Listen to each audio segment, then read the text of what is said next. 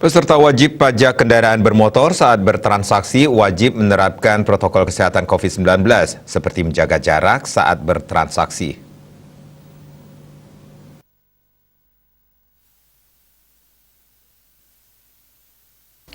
Kepala Badan Pendapatan Daerah Provinsi Bali, Imade Sante menyatakan, proses pertama yang dilalui adalah melakukan pendaftaran dengan tetap menjaga jarak, kemudian menunggu panggilan dari petugas. Ketika antre dan duduk jaraknya pun diatur. Hal tersebut bertujuan dalam rangka menjaga kesehatan masyarakat melalui penerapan protokol kesehatan. Selain itu, transaksi secara digital, yakni menggunakan elektronik.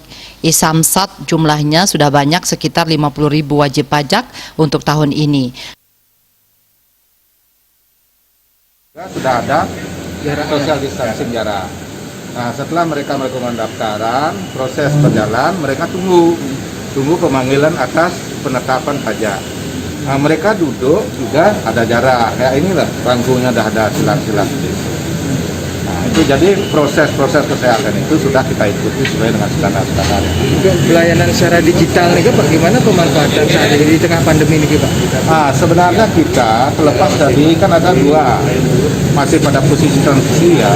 Satu menggunakan transaksi e-samsat, yang kedua masih konsep manual.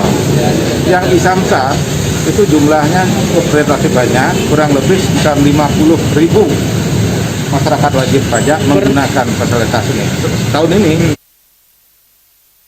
Diharapkan kepada masyarakat agar memanfaatkan kesempatan untuk mengurus kebijakan pajak hingga bulan Desember. Desak Aryani, Bali TV.